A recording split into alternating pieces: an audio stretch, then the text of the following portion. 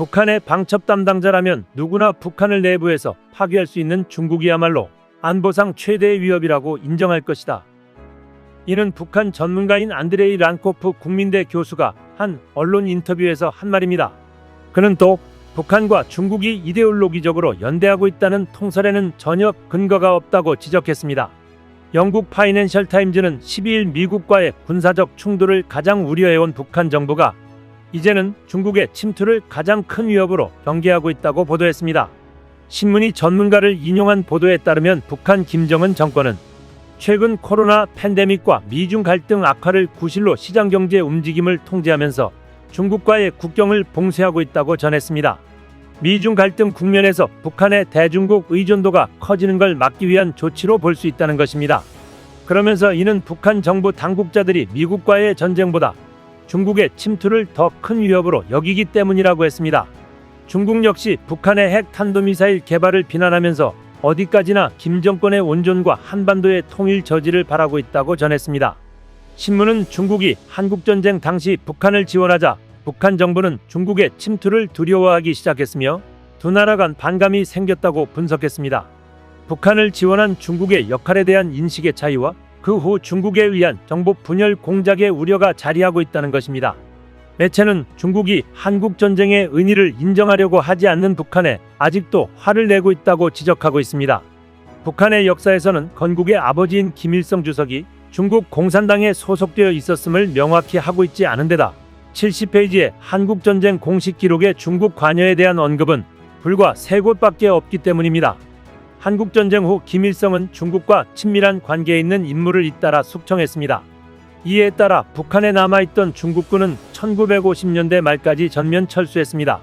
미국 싱크탱크 스팀슨 센터의 중국 외교정책 전문가 윈수는 일본은 100년의 적, 중국은 1000년의 대적으로 취급하고 있다는 점에 주목했습니다. 냉전하에서는 북한이 중국과 소련의 대립을 이용했기 때문에 북중 관계는 긴박한 상태가 이어졌습니다. 중국은 북한을 탈출한 고위 관리들에게 은신처를 제공하면서 언젠가 북한의 친중 정권 설립에 대비하기도 했습니다. 1992년 중국이 한국과 국교를 수립했음에도 그 보답으로 북미의 국교 정상화를 가져오지 않았습니다. 이는 북한에게는 중대한 배신이자 중국이 곧 북한을 버린 것이라고 존 델루리 연세대 교수는 지적했습니다. 델루리 교수는 북한에 있어 중국의 경제를 개방하는 것은 왕국을 넘기는 것과 마찬가지라며 기초적인 이동통신망 구축 사업도 이집트 기업에 맡긴 것을 예로 들었습니다. 그 이후 북한은 핵무기 개발과 국내 문제 개입 거부 등을 통해 중국에 반발해왔습니다.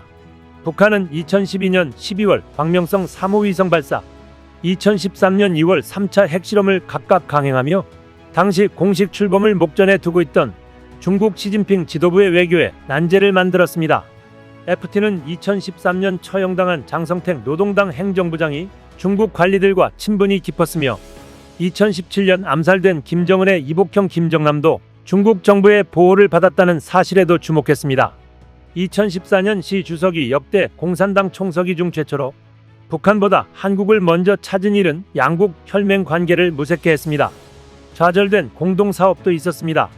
2012년에는 중국 개발업자들이 남서부에서 개발한 철광산을 북한 정부가 접수하여 중국인 노동자를 추방했습니다. 중국의 랴오닝성 단둥시와 북한의 신의주시 사이를 흐르는 압록강에 걸쳐있는 현수교는 중국 측의 출자로 2013년에 완공되었지만 북한 측의 도로에는 접속되지 않고 미사용 그대로 방치되어 있습니다. 중국은 북한이 지난 2017년 미국 본토까지 날아갈 수 있는 대륙간탄도 미사일 ICBM을 실험 발사하자 유엔의 대북 제재에 동참했습니다. 이처럼 북중은 계속 서로를 경계해왔던 것입니다. 유엔의 제재는 지금도 계속되고 있고 공세 정책에 의해 경제가 파탄 직전의 상황에 있는 가운데 북한은 중국으로부터의 공급에 한층 의존하지 않을 수밖에 없는 상황입니다.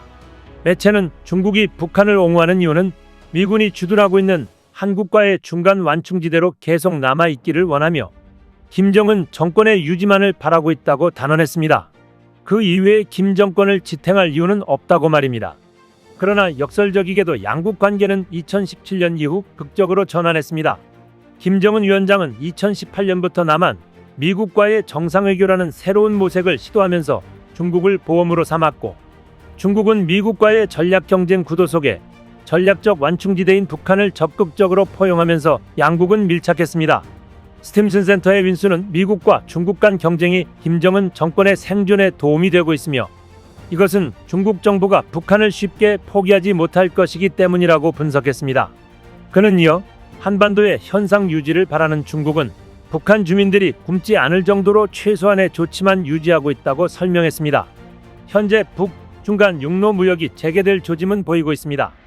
교역 분야에서도 안보리 대북 제재, 코로나19 변수로 절대량에는 진폭이 있었지만 북한의 전체 교역에서 중국이 절대적인 부분을 차지하는 상황만큼은 지난 10년 이래 큰 변화가 없었습니다.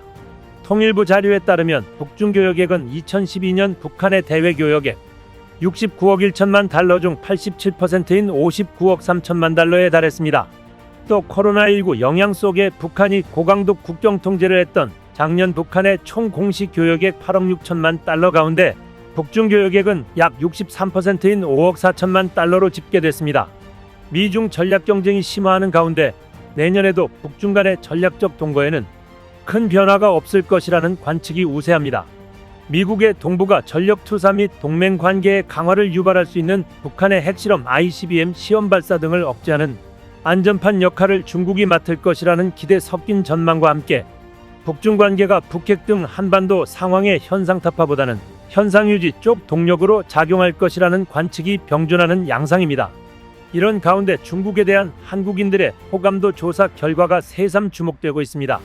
미국과 중국이 군사적으로 충돌했을 때 중국을 지지한다는 한국인은 1.1%에 불과한 것으로 드러났습니다. 그런데 한국 커뮤니티에서는 1.1%나 중국을 지지하는 의견이 있다는데 더 놀란 눈치입니다. 중국이 충격을 받을 만한 상황입니다.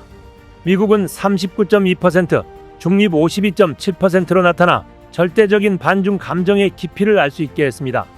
이 조사는 중국 싱크탱크 현대국제관계연구원이 간행한 한국 민중의 친미소중 현상의 원인과 대책이라는 2018년 10월호 간행물에 실렸습니다. 이는 중국 사회과학원 아태글로벌 전략연구원인 왕샤오링 부연구원이 한국 성인 1047명을 대상으로 한중 관계를 조사한 결과입니다. 한국인의 30에서 40%가 한미동맹에 충실해야 한다고 응답한 것으로 나타났습니다. 안보상 미국과 연대하며 중국은 버리는 연미기중기조가 확고한 것으로 파악되었습니다. 신뢰감에 있어서도 북핵 문제에 도움이 되는 나라로 미국은 41.2%인데 반해 중국은 11.3%에 불과했습니다. 또 한반도의 통일을 지지하는 나라로 미국은 27.1%인데 반해 중국은 7.1%에 불과해 큰 차이를 보였습니다.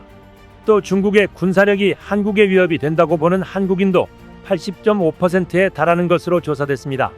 그도 그럴 것이 한국이 중국을 보는 시각에는 냉전 이데올로기, 민족주의, 중국 위협론 세 요인이 섞여 있는 것으로 보입니다. 2004년부터 시작된 동북 공정으로 최근에는 한복, 김치 등 한국 전통의 문화를 중국 문화로 둔갑시키려는 행태를 보였습니다. 2005년 북한 김정일의 핵보유 선언을 거치며 중국에 대한 국민 감정이 나빠졌고 2017년 사드 갈등은 결정타가 됐습니다. 최근에 옛 영토를 되찾겠다며 러시아와 손잡고 실지회복주의를 내세워 대만을 회복하려는 움직임을 보이고 있습니다. 경제발전과 함께 군사력이 강해지자 본색을 드러낸 것입니다. 동북공정의 행태만 보더라도 대만 다음엔 한반도까지 넘보지 않으란 법은 없습니다. 한국의 강력한 군사력이 필요한 이유입니다. 이상 시온TV였습니다.